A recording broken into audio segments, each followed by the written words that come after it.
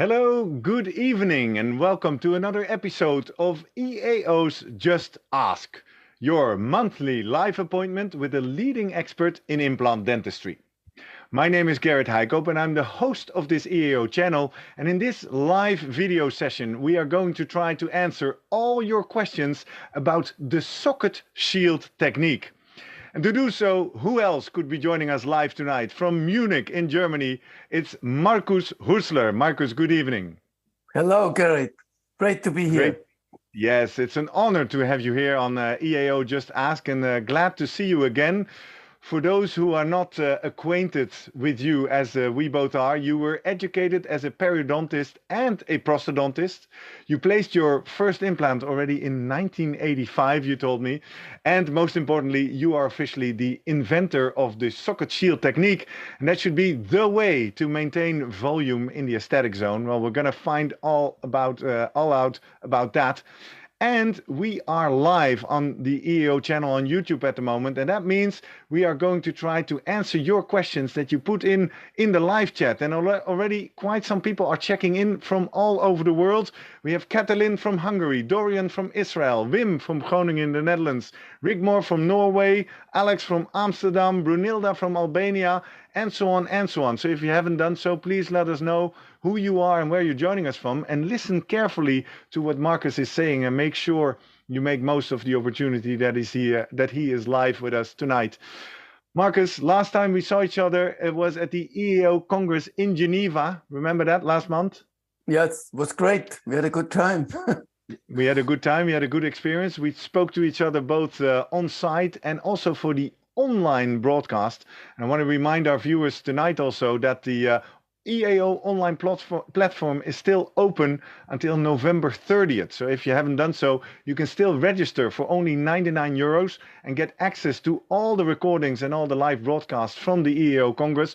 Or if you were attending EAO Congress in Geneva in person, you will automatically have access to the platform as well. Link to the details is in the description of this video. Markus, let's get started. Let's first clarify the context on which we are talking about when we talk about the socket shield technique. As I understand it, this is specifically for cases in the aesthetic zone, correct? Yes, absolutely, Gary. This technique should only be used between the two canines in the upper jaw. It's really designed actually for the aesthetic zone. Absolutely. Exactly. And the other piece of context is that we can only apply, or this socket shield technique is applied to immediate implant cases. Yes, that's the idea. I mean, the big advantage is not only that you maintain the absolute maximum volume, but it's also from the patient point of view, you have incredibly less morbidity and you don't need a second area to do another surgery. So it is, regarding the morbidity for the patient, also a very simple way, and the patient have no pain and no swelling. That's a big advantage too. Exactly. Well, these are appealing benefits. So let's dig in before we start to answer questions from our audience. Let's start with the beginning. Take us to the basics of the socket shield technique and perhaps start with a little history. How did you come up with the idea of this protocol? Yeah, let me go and give you some insights how I get to this idea. It was actually, in the past, we did a lot of studies because we know that when you extract the tooth, you always lose volume, horizontally, vertically. And so we tried a lot to avoid that with grafting material, with soft tissue. And we did a lot of studies in dogs and looking at the volumetric situation, not only inside the socket. And it was very frustrating. Nothing really worked. And then, I'm also a periodontist, and I understand pretty well that the protection of the bone around the tooth is the connective tissue attachment.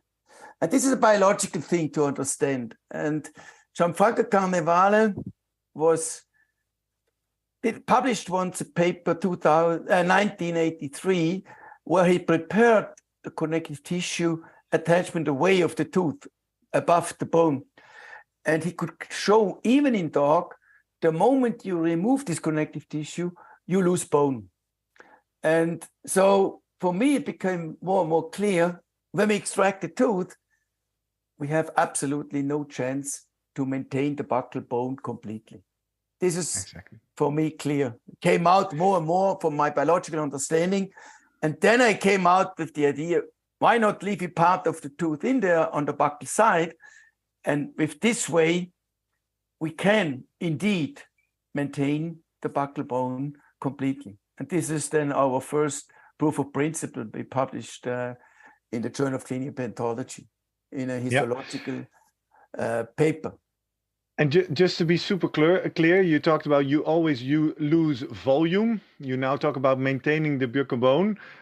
Volume, you mean both bone and soft tissue, right? Hard and soft tissue loss that you try to prevent.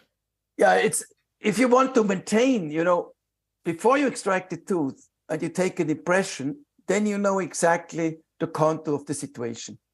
And when you extract the tooth then, and you add something into the extraction socket and you analyze this later on histologically, you can see you maintain a little bit better the volume, but you should in addition really take an impression, and then you really know how much we lose, how much you lost. And this is what we did as one of the first group. Not only looking inside the socket, we looked over outside. We took an impression before and after the treatment. And this is clear that this really tells you what is the most important thing actually for your patient. Because the patient is not so much interested in what's happening inside the socket. He's more interested in how it looks like at the end. That's his major interest. And so we took impression before and 6 months, 12 months later, and then we could see how the volume changed. And the buccal bone, when we then analyzed histologically, was always lost. And the tissue resorbed. And you're absolutely right. We lost hard and soft tissue at the end.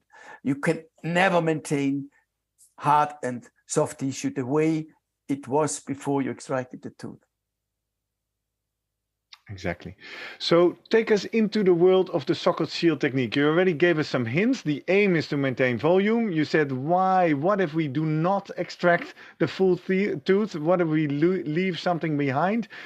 Just to make it a little bit more imaginable, can you show us in a few steps what the protocol is like? Okay, let's go to the protocol.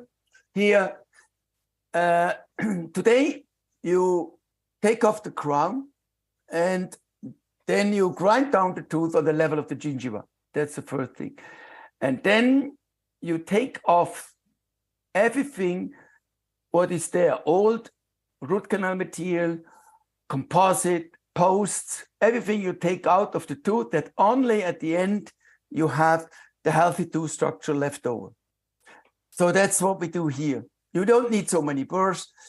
And these are the burrs we use to also remove the old root canal material and the posts till we are sure we only have healthy tooth structure. And this is now very important. Before now, you start now to work on the design of the shield, you have to prepare the implant bed through the root.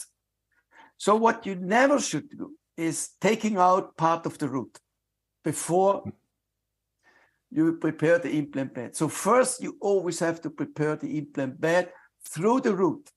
So don't prepare or separate the tooth mesiodistal in the middle and take out first the palatal part of the root.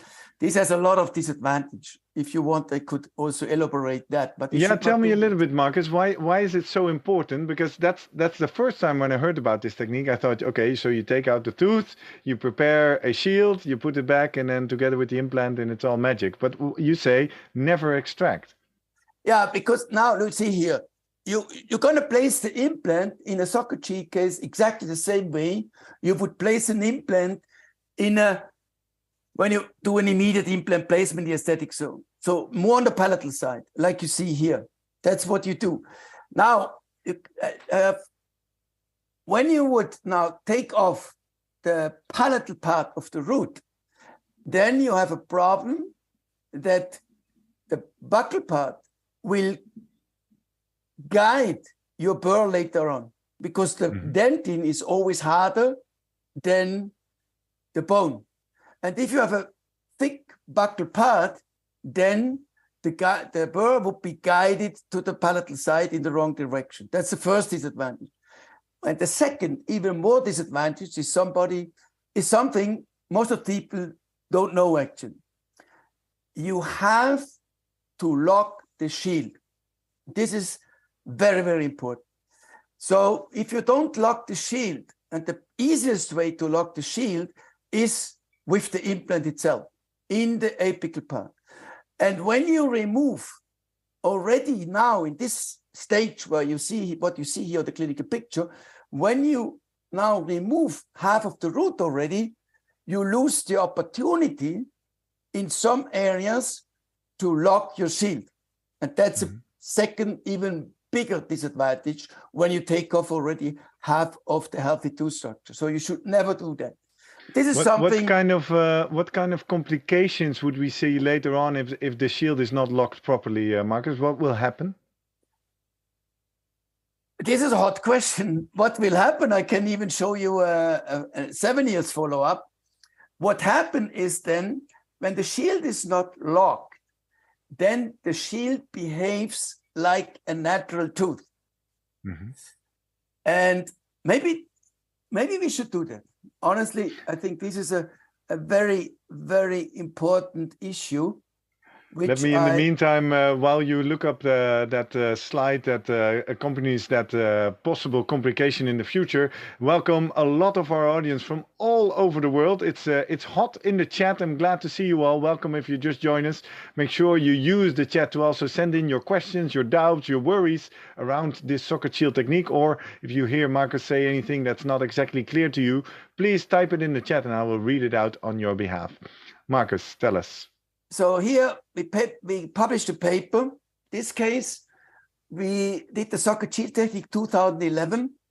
And you see here the shield and the immediate provisionalization and the final restoration after 1 year. And the patient was referred back to us 7 years later. And the referring dentist said, we have a big problem on the buccal side. And so we opened. And that's what happened. And you see that the shield has now contact with the crown. And this, let me know now, if I go back now one slide, you see something which can happen over time in the aesthetic zone. And we know this new phenomenon. It's not so new, actually. We know it very well that through the facial adaptation, the teeth are moving lifetime. And there's a tendency that the teeth come down. And you see here, the right central incisor came down. You see there is an edge. And the implant stays because the implant is integrated in the bone. So the shield was not locked. And the shield now behaved like the tooth.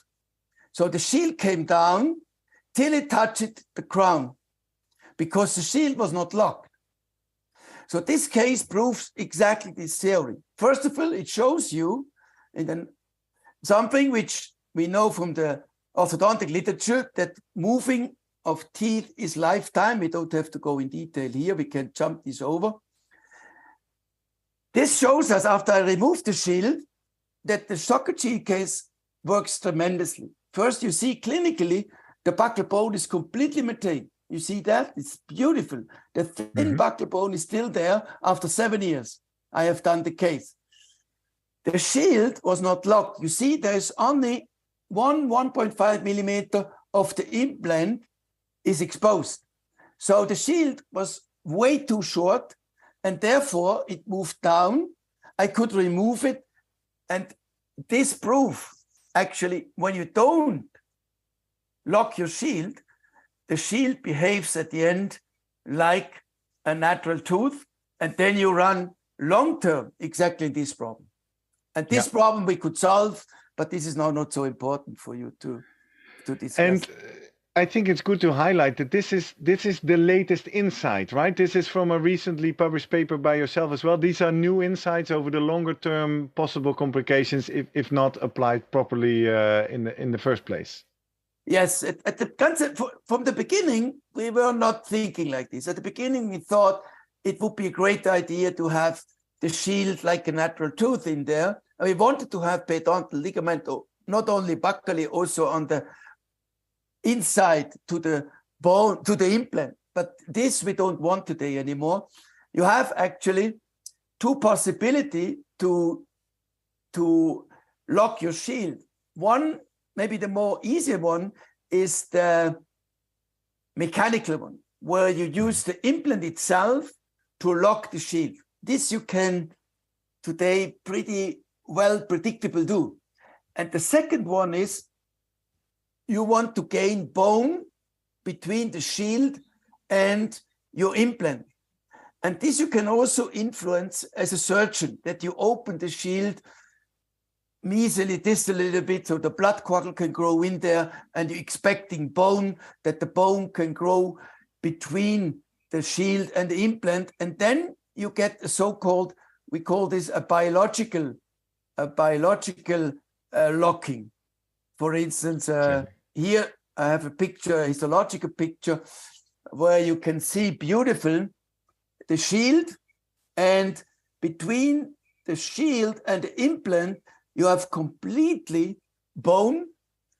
And this is now a biological locking. Here, the threads of the implant are not locking the shield. Here, it is biological locked by the ankylosis. And this is also something you also have some influence to make it happen as a clinician. Easier is the mechanical locking. And this is actually the issue today about what we talk is you have to lock the shield.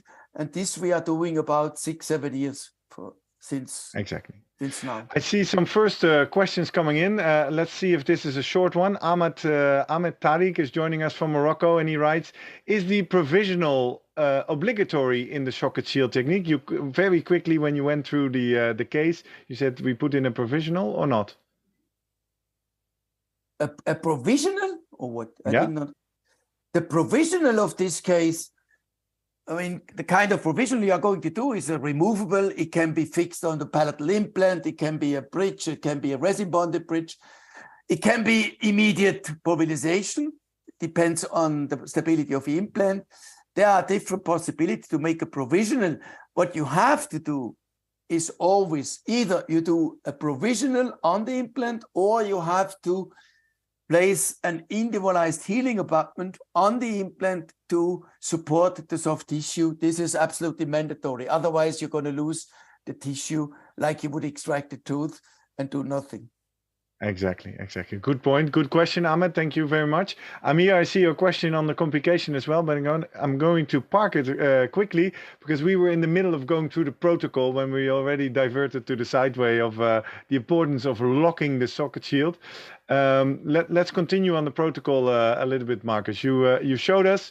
You were working. Yes. So here we use the guidance, and we check first if the guidance is perfect, and then we prepare the implant bed completely through the root. That's the first thing. So we don't take off any part of the healthy tooth structure. We are sure everything is healthy tooth structure, and we prepare the implant bed completely through it. And once we have prepared it, then we start to design the shield. This is now the most important part. We know now where we are going to lock the shield in the apical part. We don't want to lock the shield coronally. We don't want to have contact with the implant in the coronal part of the shield. But in the apical part, we want to lock it buccally, mesially, distally. When you go through the tooth, you see very perfectly where you have a shiny zone, where you have healthy dentine, and there threads will hold or will lock the implant. So here another very important issue: if you use a conical implant in the socket shield technique, you create the problem. You have it more difficult to lock the shield because your implant in the apical part is conical, and there you lose the distance to the shield, and because it's conical, and then it's much more difficult to get a mechanical locking of the shield. So the parallel wall implant is the ideal implant for the socket shield technique. And this is also something you should design in the CBCT. So the CBCT planning in a socket shield case is mandatory first, and you must use it to plan the implant positioning, and you must use it to design the shield before you do the treatment.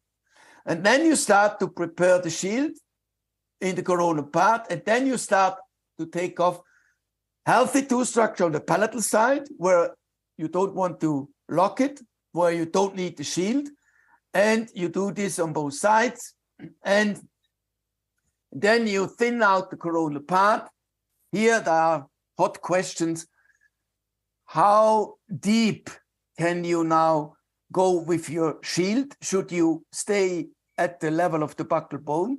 This is where you end up with your shield, or you stay above. This is discussed. This is a hot discussion, and till today we don't have actually the final answer. I can tell you, I assume from the biological understanding, when you stop on the level of the bone with the shield, you are going to lose a little bit of bone. This is pretty sure, but it's not proven yet. But still, the case is going to look great. That's the advantage. But when you would do a volumetric analysis of those cases, you would see we lose a little bit, 0.3, 0.4 millimeter. So if you leave it above the bone, you have a higher chance of getting a complication. That's the disadvantage. So the shield may then go through, and you will see it open a little bit. So it's closed faster and better when you prepare the shield on the level of the bone.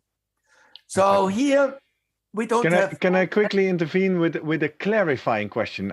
Reza, I also saw your question, but I saved it a little bit once we went through the protocol. But Ibrahim Murtada is writing us, and he has a clarifying thing about what he hears you say.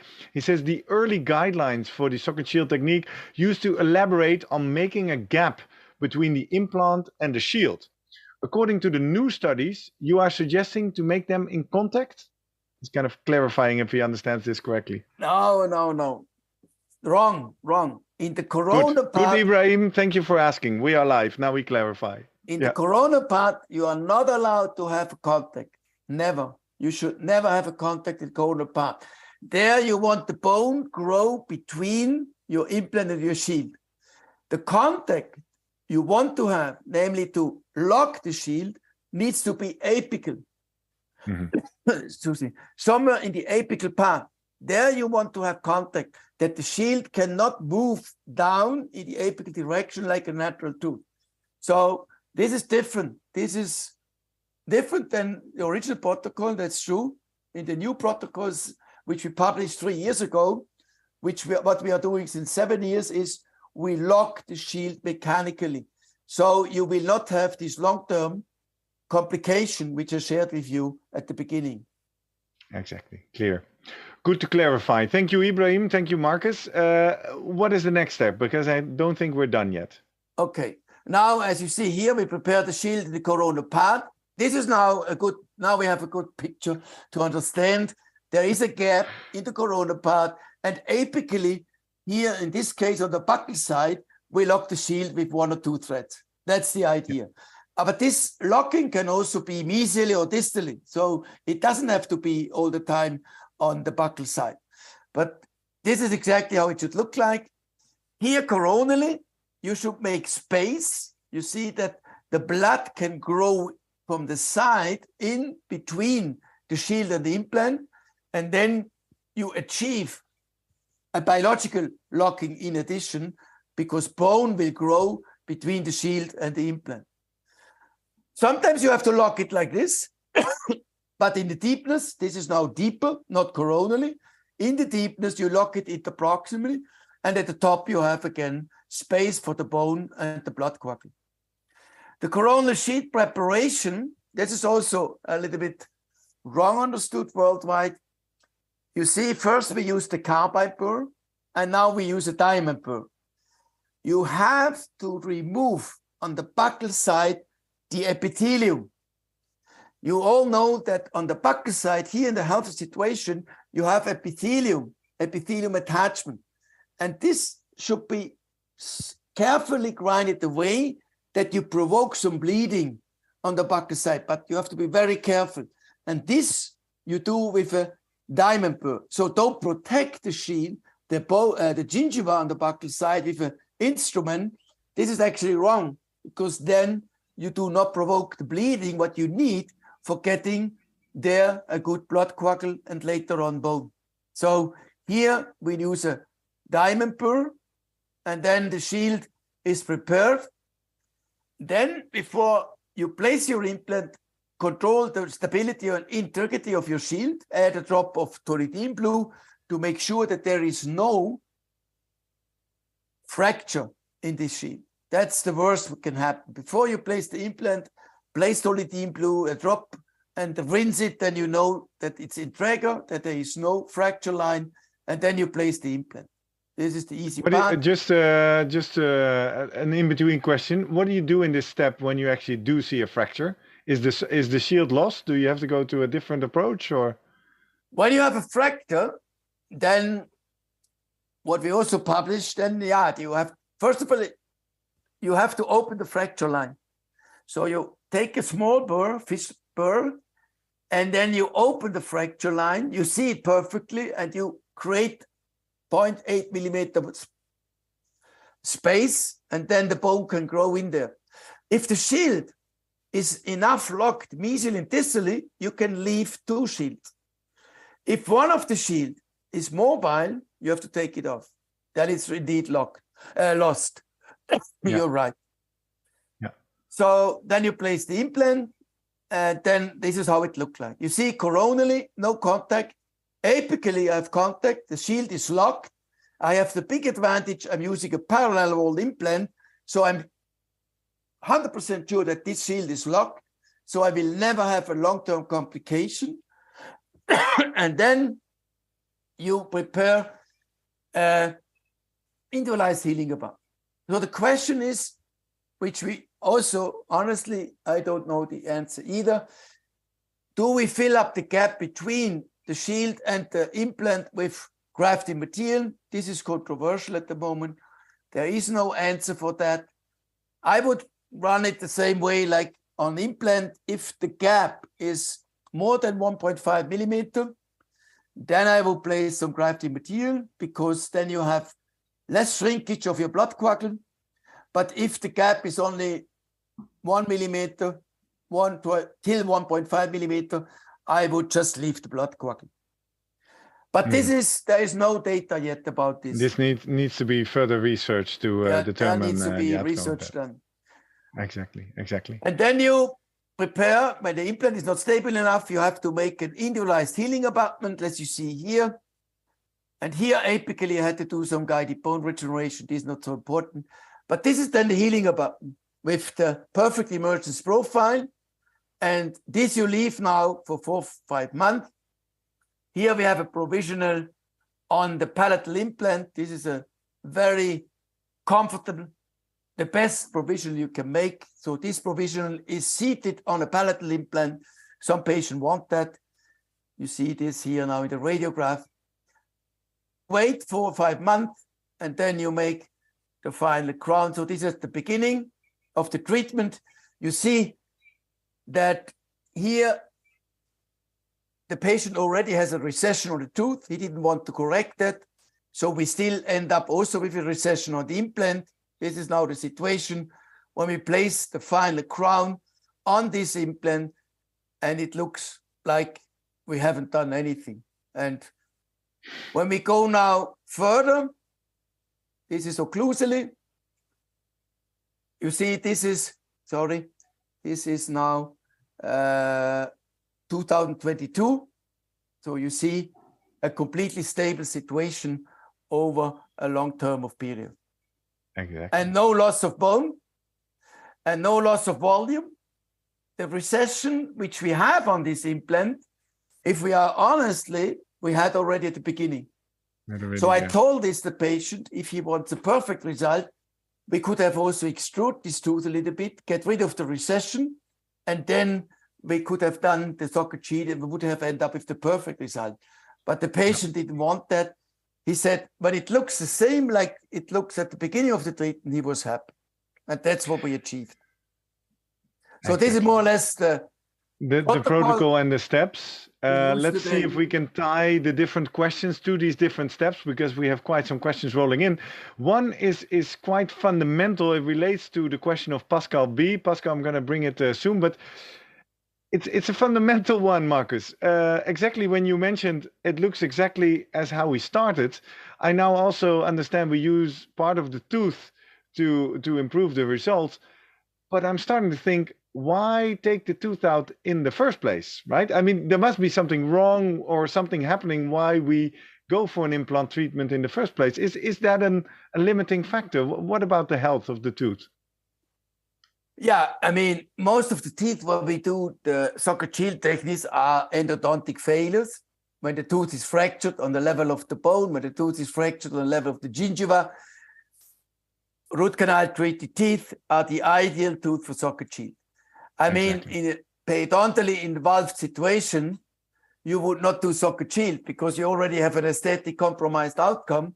And then the socket shield doesn't make sense. The socket shield is reserved exactly for high-end aesthetic outcome.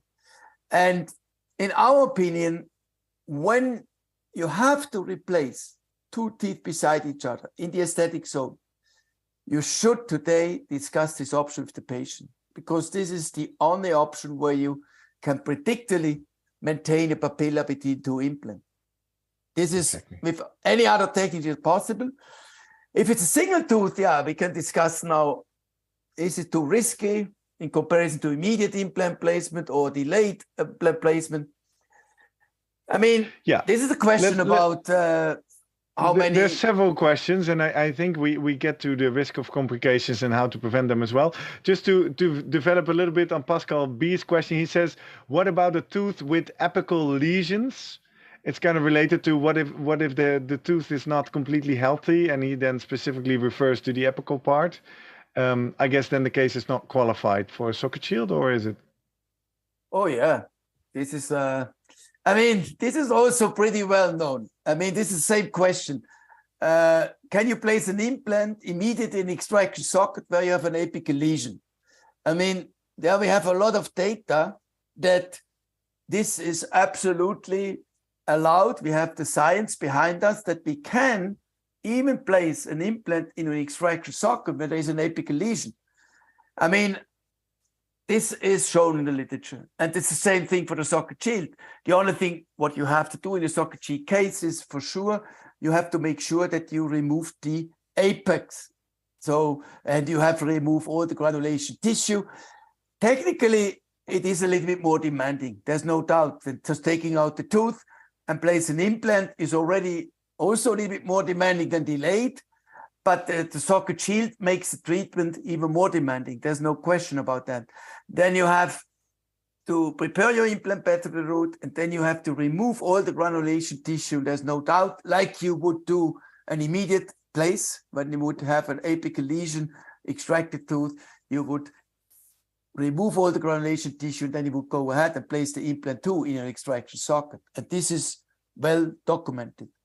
So it's not a contraindication for socket shield. It's not a contraindication. It makes it more demanding. In general, it looks like a protocol, and I heard you cause several warnings in the protocol. Make sure. Is to what extent is this for everyone, Markus, or flip it around? Is this only for very experienced clinicians? Like how easily accessible is this socket shield technique? Yeah, this is on one side, it is for the patient, that's the main development, because for the patient, it's a dream. He has no more pain, no more swelling, no second surgical site. Technically, I agree with everybody, it's demanding. You have to be able, you have to work with loops and lights, you have to see till to the apex, you have to have microsuction and everything. What I can see today internationally is that what I actually was my dream, that all of a sudden, every clinician in the world can achieve great aesthetic outcome. That's the big advantage of socket shield. So it's the outcome to achieve a great result is more easy. But And this is the but. Maybe the complication rate is still too high because there are a lot of mistakes worldwide done with this technique. And this is the reason why I was willing to make this actually with you, because I see in the Facebook, in everywhere, written things which are really, really question about this technique, and which makes this technique at the end with high complication. Like I remember when I discussed, for instance, the locking, we just discussed a little bit, and I discussed this with big opinion leaders around the world, and they looked at me like, what, you never tell us this? And I said, I published it. I published this 4 years ago. I mentioned this everywhere. But, this is, in my opinion, the key today. Exactly. For exactly. long-term. That's the key message.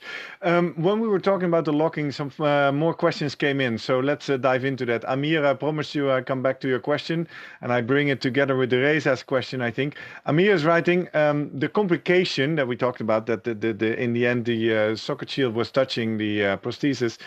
What if the complication was due to the residual jaw growth and not because of the locking, Amir says. And Reza also asks, is this locking process perhaps causing ankylosis in the remaining root? Could you comment a little bit further on what's happening with the remaining growth and movements? Yeah, this is good comment, very good comment. You want an ankylosis. You achieve on the inside of the shield an ankylosis. And this is something, you have to understand. Some people, in Europe, we are a little bit trained the way that when bone comes in contact with a tooth, then the tooth is resorbed very fast. Like this is called the external root resorption. And everybody thinks like this, biologically. But this is not happening. We have also the so-called root replacement resorption. And the root replacement resorption is a very slowly process. And this is something we all have in our patient already. So when you do a root canal treatment on a tooth, then we all know that the periodontal ligament is narrowing over time, the moment you do a root canal treatment. And for instance, when you extract a tooth in the aesthetic zone, which had a root canal treatment, very often when you extract the tooth very carefully, you have the buccal bone in contact with your root when you extract the tooth. And there you had an ankylosis. And this is well known. You have a lot of ankylosis on your root canal treated teeth, on your patient, which daily come to your office. And so we are running today exactly for the ankylosis between the shield and the implant, that the shield cannot move. And then it doesn't go down like a natural tooth, and then you don't run into this problem. So that's exactly the issue. And this is the biological anchorage. That means you want to have bone between the shield and your implant. And the longer you create your shield, the more is a chance that you get the biological anchorage. And so when we come to the design of the shield, this is the thought you must have when you design the shield in the CBCT before you do the treatment. There you have to think about all these things. So all these requirements you have today available about socket shield, the shield should be 1 to 2 millimeter wide, the shield should apico-coronally, maybe 8 millimeter or 6 millimeter. Forget this. These recommendations are absolutely not necessary. You have to design your shield. Find ways where you can anchor it. Maybe it's 9 millimeter in the deepness and not only 8. Maybe it's 10 when you have a long root. Maybe you want a longer shield for the biological anchorage. Then you need maybe your shield, when it's 1 to 2 millimeter, you want only 1 millimeter or even 0.5 millimeter interproximally, so the blood can grow in there. The blood can go in there and then the bone can grow in there. And so all these recommendations, forget them. You have to design. Are you seriously saying forget them? No, you say be smart with them, I hope, right? Yeah, be smart. That's better. I like you. That's I like better, this word, Peri. I like this word, Peri. Very good Yeah, word. before we get this, Be he smart. said, forget about all the design You're requirements. good. I I think like people, your word, Gerrit. Be smart with that. Be smart. yeah, Design your shield. And this is a new task. This is a completely new task when you do socket shield. Nobody ever spoke about this. Shield must be locked. And this locking procedure you have to design before you do the treatment. You have to know in your mind what you're going to do and where you are locking. and that might lead then that you take design parameters either in length or in depth, which are little bit different than the textbook originally prescribed. It can be that the shield is apically at the end 2 millimeter thick or 2.5 millimeter, that I can lock it apically, my shield with the implant. I need more thickness there. Specifically, those people who would still like to use a conical implant, they must leave the shield apically thicker that they can lock it. Otherwise, they have big problems. They will run into problems long term, 100%. Exactly. Great. Thank you for explaining that so clearly. I think more questions are coming in. Let's throw a few more at you. One in that came in early, I didn't forget, and I'm trying to go through the list chronologically. Has a clear protocol socket shield technique been developed depending on the phenotype of the mucosa? I think before you answer that with yes or no, help us a little bit understand how the mucosa is playing a role here.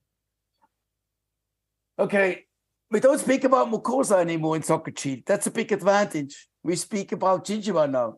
That's a big advantage. That's actually one of the biggest advantages, that the quality of the tissue in a socket shield case is like a natural tooth, because underneath you have a natural tooth. And so there you have indeed gingiva around an implant, what you normally don't have. I agree with the comment. Normally around an implant you have mucosa, but in a socket shield case, you have on the buccal side, indeed gingiva. That's a big issue too, from the quality of the tissue you get at the end, and then also for the aesthetic outcome. So coming to the question, what's the role of phenotype? Do you select thick or thin deselect? biotype? I'm absolutely not a big fan of that. But again, this is a huge advantage of socket shield, that you don't have to care. You don't have to care if the case is thick or thin. You maintain the volume, you maintain the tissue, because you leave underneath this part of the root, you maintain the tissue like it is. So you can do it in a thin case. You can do it very high scalloped perfectly. This is the huge advantage of socket shield. So thin and thick biotype, no influence on socket shield. Exactly. Clear. That is a hopeful and an interesting message, right? This is why this technique is interesting. I refer to Tsaba Todd, who now writes in the chat, what is locking the shield? What does locking the shield mean? Well, Tsaba, I invite you to watch the recording of this session, because in the first half hour we spend enough time on explaining what locking is and how it can be done in the two different ways. We have a question from Victor Palary joining us from Moldova. Let's see if I understand the question correctly, and let's work it together, Markus. How many millimeters beyond the socket should an osteotomy go in case of the socket shield technique?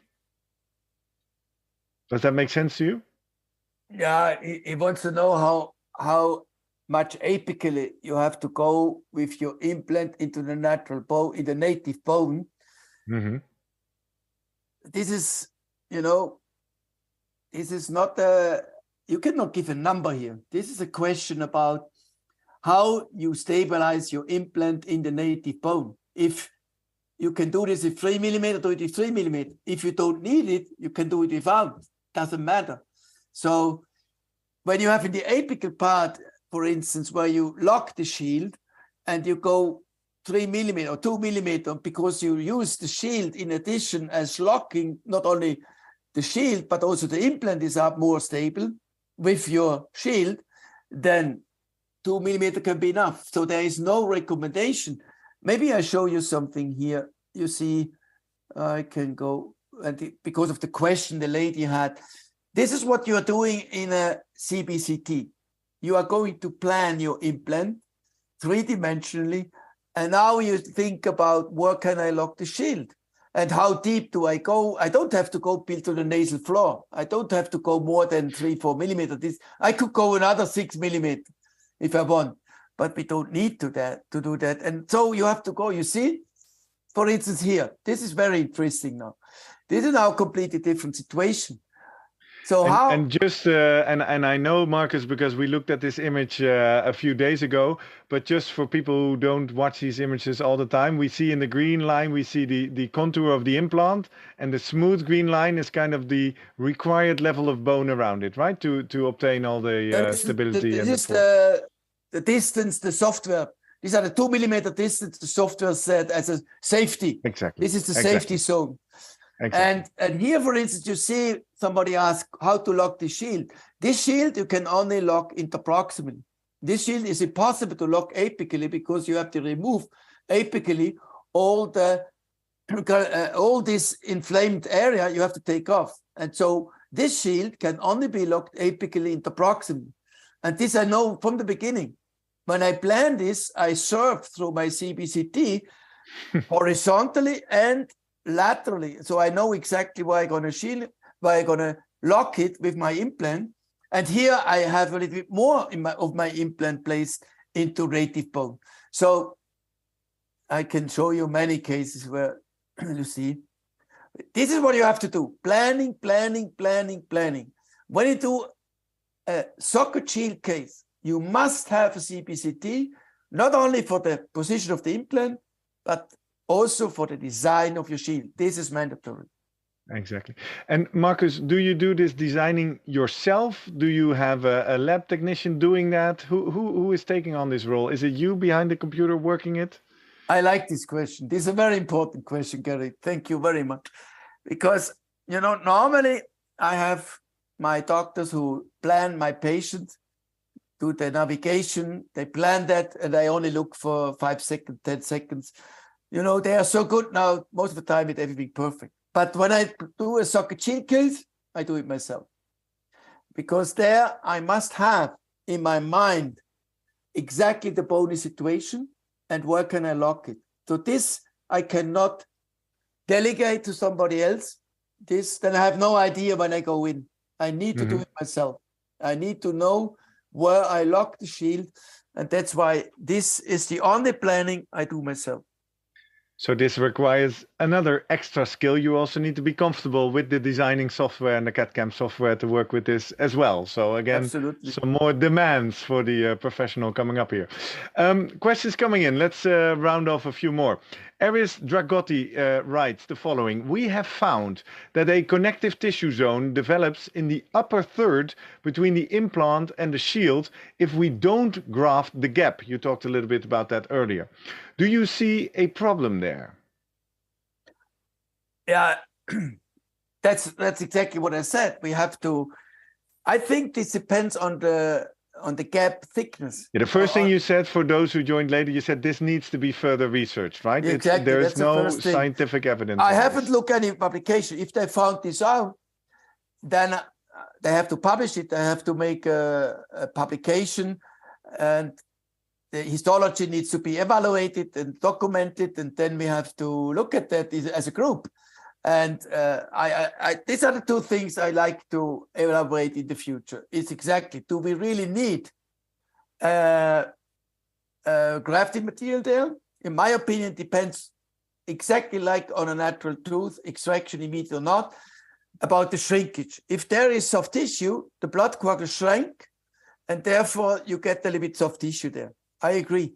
This can happen. So when the gap is too big, or they don't allow from the side the blood to grow into between the shield and the implant, this is also dangerous. When they close with the implant, mesially and distally, the entrance of the blood coagul, then they will also get soft tissue.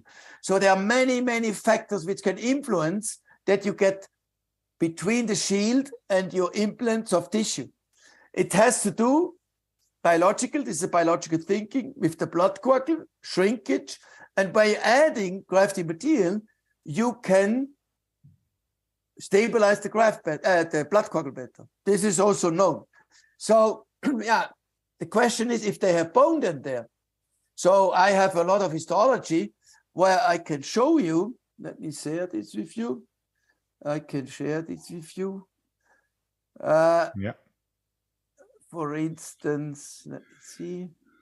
While you look that up, let me remind everyone who joined later and feels like they missed parts. This YouTube video, as soon as we stop the live, will be available as an on-demand recording, which you can, of course, share with all your professional friends and colleagues and fellow students across the world, so everybody can learn from this technique as well. In the meantime, Markus, you found the image that you would like to show us? Yes, you see here you see now, beautiful, that the shield, between the shield, even in higher magnification here, between the shield, oh, excuse me, oh, I went, that's my mistake. All between the shield and the implant, you have thread. Bone. It's completely full with bone, everywhere is bone. And here also, everywhere is bone, till to the top. So this is, when I think, when you really make sure that the blood clot can grow in there and you have not a too wide gap, then it works. Then you don't have to add grafting. But if the gap is wide, then you might need it. But first we need to elaborate that. That's for sure. To be further researched. Yes, we need more research there. All right, I'm going to read off the question from Mohammed Atef to you, but this is another one that I'm not exactly sure if I understand it myself. He says, greetings from Egypt. What about, is the question, so he'd like your view or opinion about this. What about the shield over-eruption and the associated peri-implant mucosa coronal migration with its negative effects on aesthetics? I guess the question is, do you recognize this? Do you see this? Is it an issue? Ask again. Over? So it's the shield over-eruption and the associated what I showed. That's exactly what I said. Right? Exactly. When it's not locked, then that's exactly the long-term complication, which I described at the beginning. I said that the shield exactly can grow down if you don't lock it. It's a long-term complication you have to look at. You have to lock it. If you don't lock it, this is going to happen. It's absolutely right. Then we move on to the next one. We have a few ones about the burrs and the drilling. MF writes, how do you prevent fracture and loosening of the shield with that drilling protocol with the aggressive burrs that you showed in the last step, I think? Well, first of all, when we do the socket, I mean, any patient I place implant, I always use disposable burr. And therefore, I always have new burrs for each patient. So when I do a socket cheek case, the burrs, when I prepare the implant bed to the root, are new, always. So that's a good point. You need really sharp burrs. So the only way is having new burrs. If you reuse your burrs, this is difficult. You heaten up the shield. This is not good for the dentin. It's not good for anything. So this you should not do. So having new burrs, and if you leave, don't make the shield too thin. When you make it 1 to 2 millimeters, not a problem. But then interproximally, you can slip it out to 0.5. This is not a problem with this burr. I have never a problem. It doesn't fracture. Okay. Well, that's a clear answer. And a practical tip, always new burrs. Yes, that's a very important thing. And for the socket shield technique, as I showed you at the beginning, I only use 4 burrs. So I don't need with a 10, 12, 13 burrs and 8 instruments. I have only 4 burrs. You don't need more. In our opinion, that's enough. I skip a few questions that I come back to later, don't worry, but I want to attach Jan Christian Oortwijn's question, who's also asking about burrs. Well, more or less, he says, how do you prevent the burr following the root canal during the osteotomy? Yeah, this is what I showed you at the beginning, at the socket, when I presented, let me see, the socket shield technique step by step. I showed you here, let me go back to the first picture here.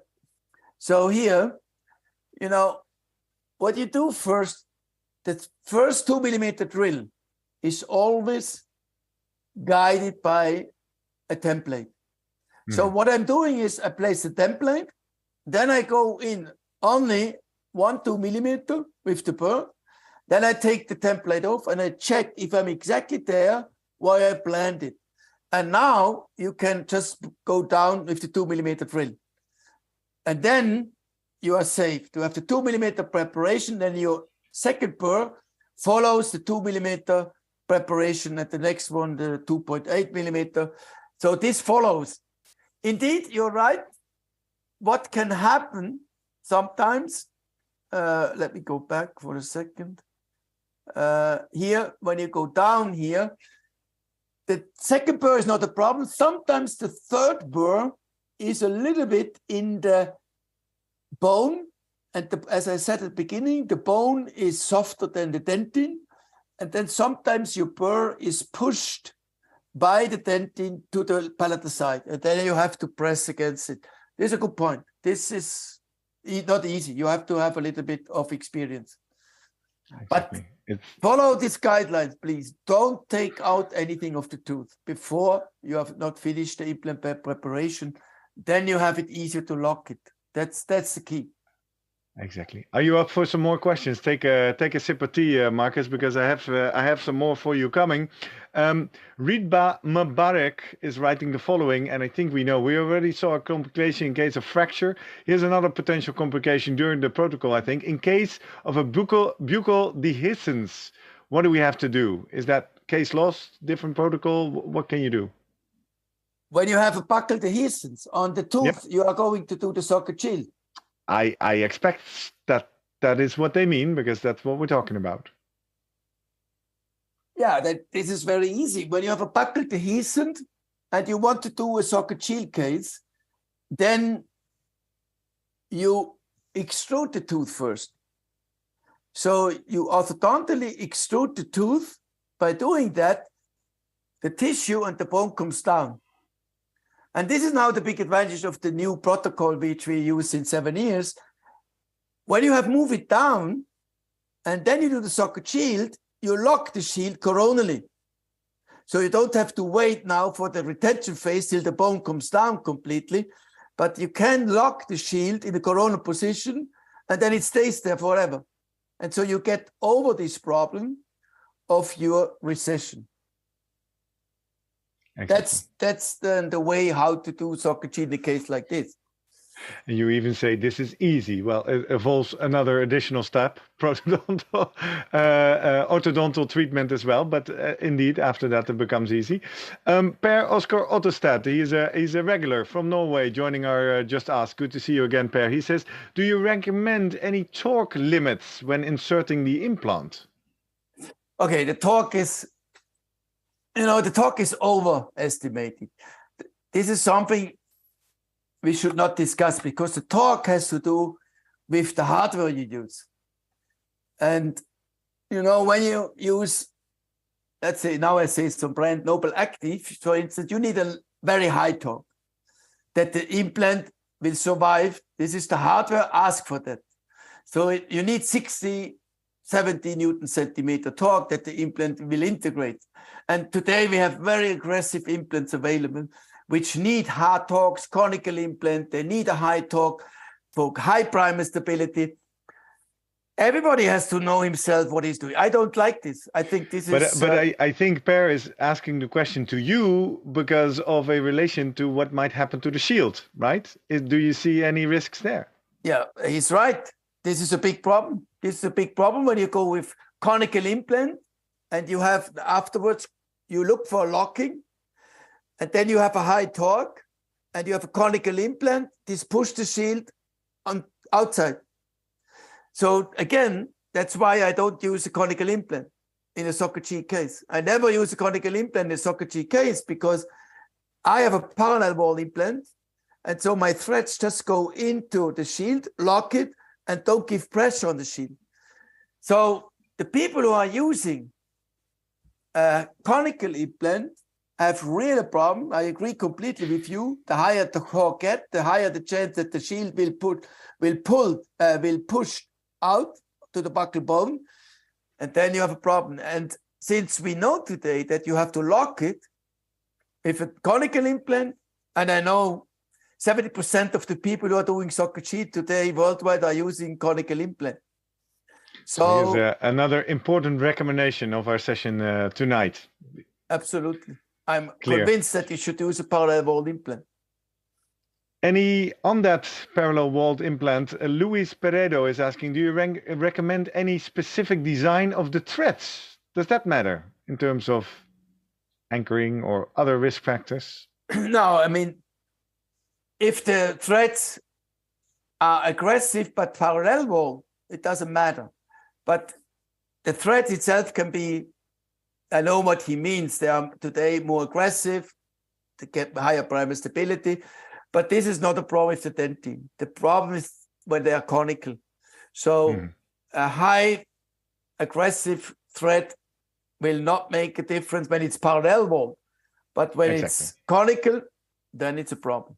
Then you create a high. Reiterated that point again. I mean, people should be taking notes. Comes back to this point again. Absolutely. Exactly. Well, we are doing well. If you're ready, I'll field you a few more questions. Dr. Diego Navas writes, is it probably to use, or I think he means possible, is it possible to use tissue level implants with the socket shield technique?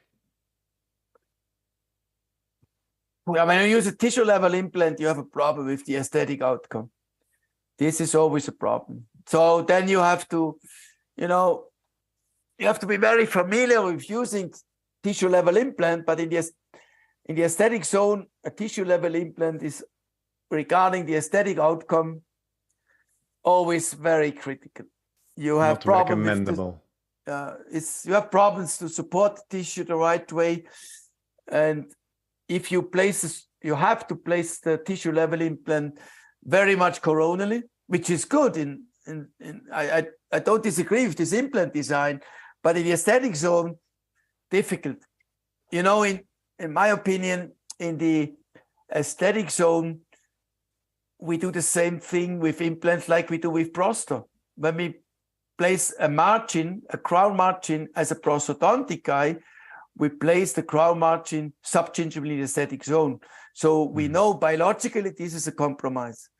And we do the same thing with implants in the aesthetic zone. It's not perfect what we are doing. We want to create thick tissue, very high papilla, but biologically it's not so clever. But we want the aesthetic perfect outcome. So we do a biological compromise to get this perfect aesthetic outcome. And the tissue level implant will not end up with the perfect aesthetic outcome. You can do it, but then you have a compromised aesthetic outcome. Yeah, and then let's remind what we started this socket shield technique about. It was about the aesthetic zone and the perfect aesthetic result, right? So those things kind of. It's only for the canine in the upper jaw, from canine to canine, the 6 teeth. Maybe an exception sometimes on a premolar when somebody has a very high smile line and then shows the premolar, then sometimes, but normally only from canine to canine. Exactly. Amir Godil, we've heard from him before. He's paying a lot of attention, and he heard you talk about the importance of designing the shield. You really underlined that. He says, have you considered using a software-based planning tool and a printed guide for the shield preparation? Can you somehow help yourself in designing the perfect shield? Oh, it's always good. Young people like that. They always are in this digital world, and then they just create a new software. So, right. I mean, why not? Why not? But honestly, I give you now a tip.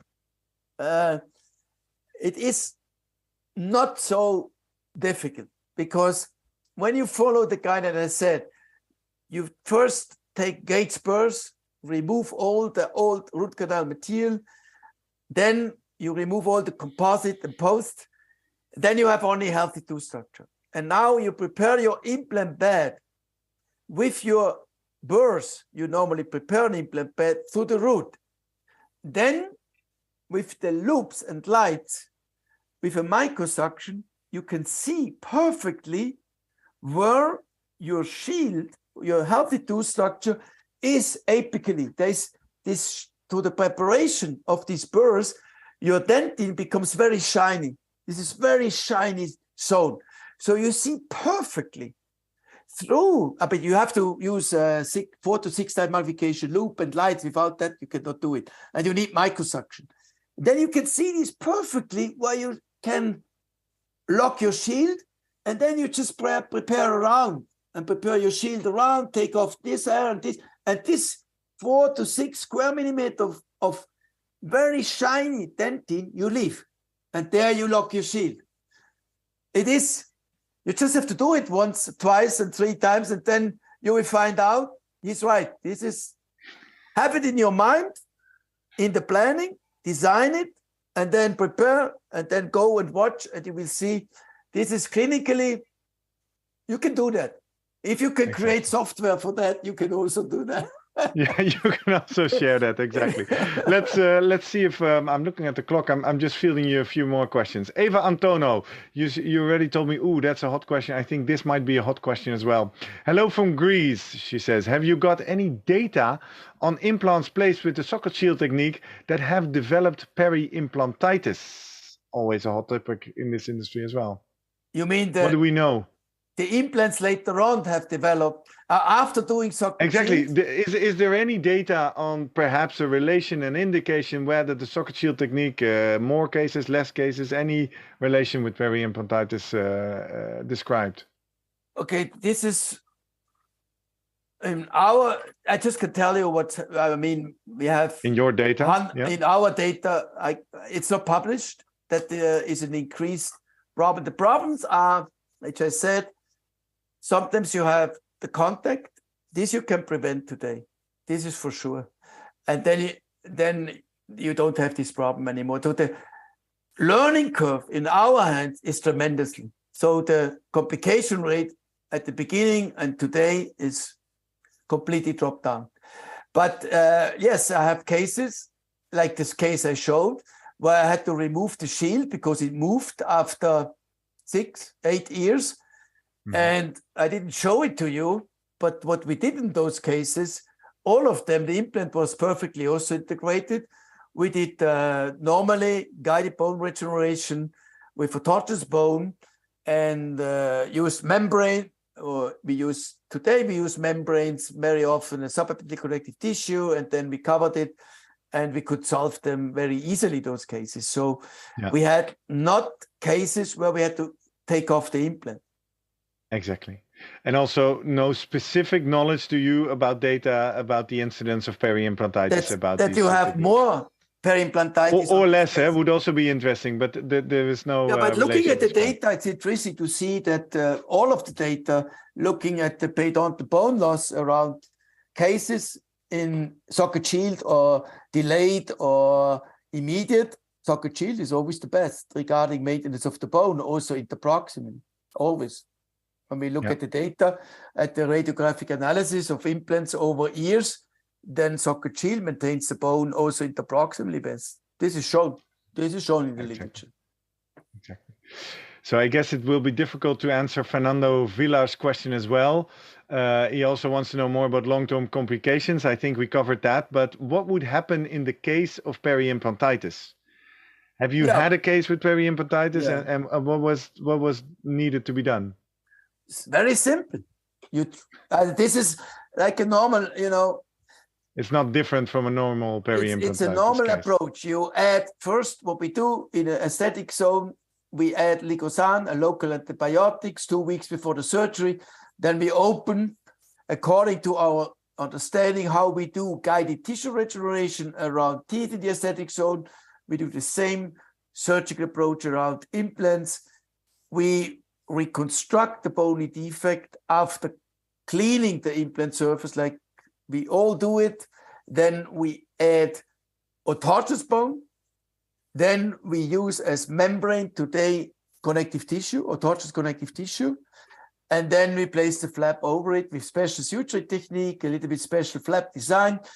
And we can really solve those problems easily. This is not a bigger problem than with a normal peri-implantitis case in the aesthetic zone.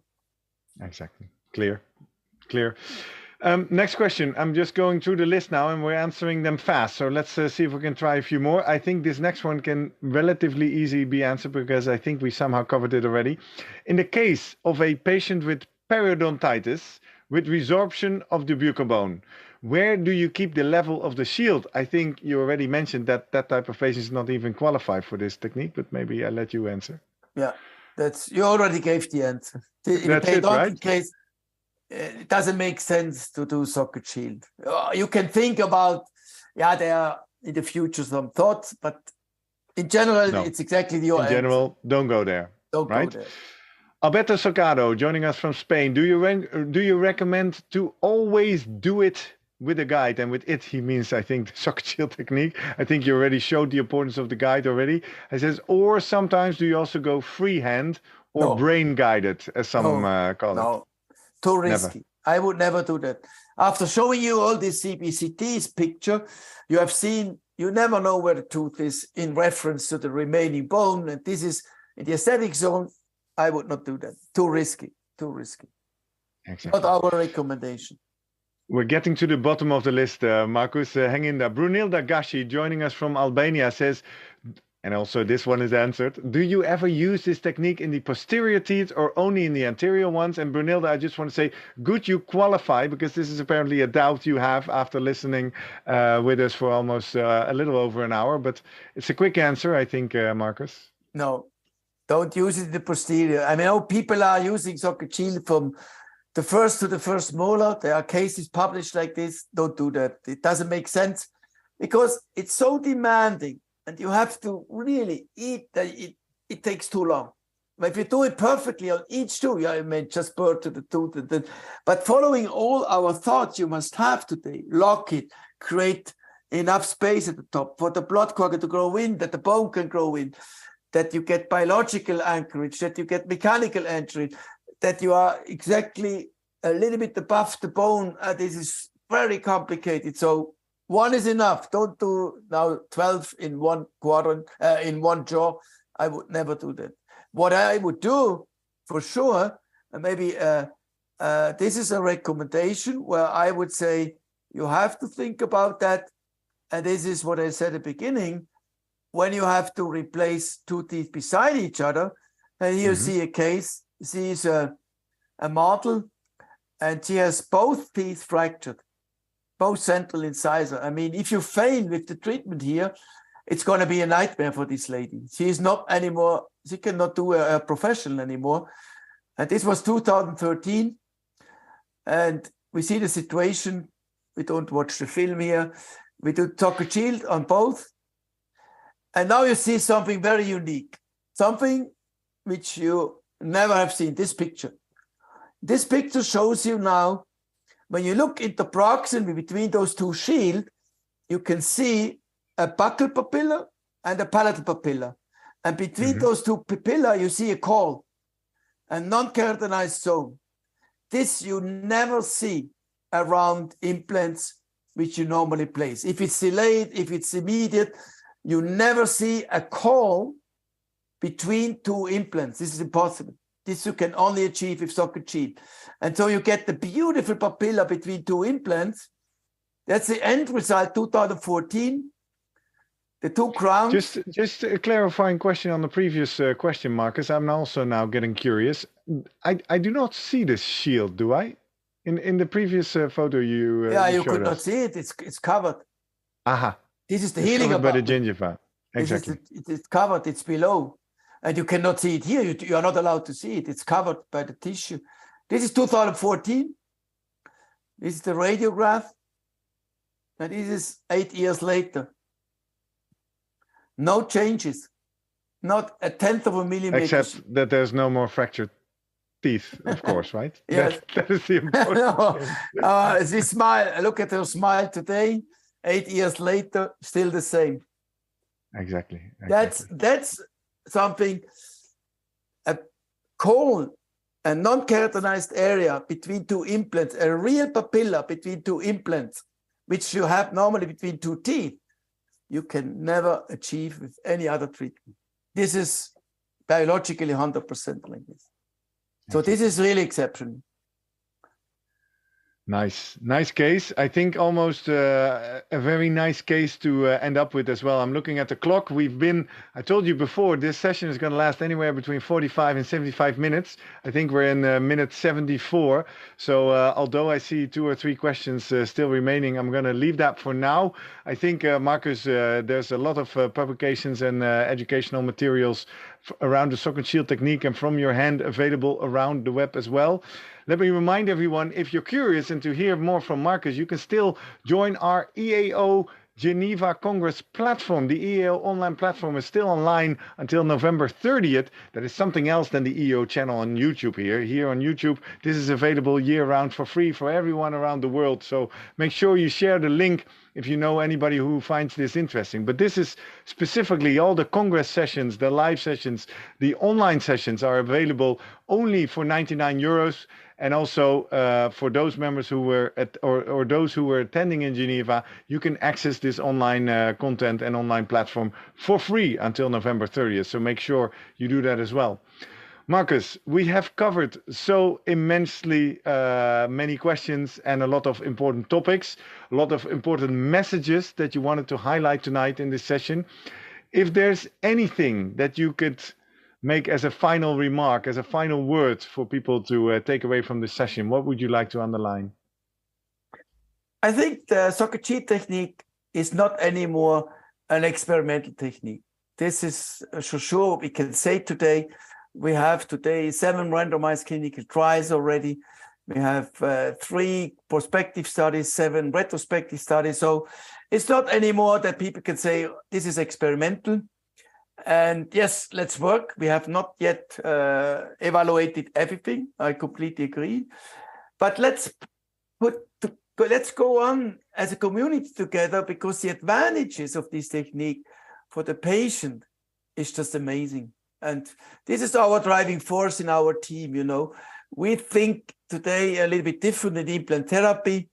How can we make implant therapy for the patient more the way that he can really go through it, and not anymore 4 or 5 surgery to replace 1 tooth in the aesthetic zone? This was good, but the future should look different. Nice, beautiful words. And thank you so much for your time tonight, Markus, to join us here on the live EAO Just Ask and share all your knowledge and insights about the socket shield technique with us. It has been a real pleasure. And also in the chat, I see a lot of virtual applause and a big thank you for you from around the world. Thank you very much. It was a pleasure. It was a great pleasure for me too. Exactly. And with that, I'd like to remind our audience, please like and share this video for anybody who might benefit from it. Make sure you hit subscribe on the EAO YouTube channel right now, so you'll be the first to know when a new video is scheduled. And you can already mark down in your diary that on the first Monday of the month, of the next month, which would be Monday, December 5th, we have our next EAO Just Ask Live scheduled as well. So keep an eye on the communication channels of the EAO. You'll be the first to know what the topic will be of that one. Looking forward to see you there. And if you cannot get enough of these type of videos, browse around on the EAO YouTube channel and select the recordings of your choice. See you next time. Bye-bye. Thank you.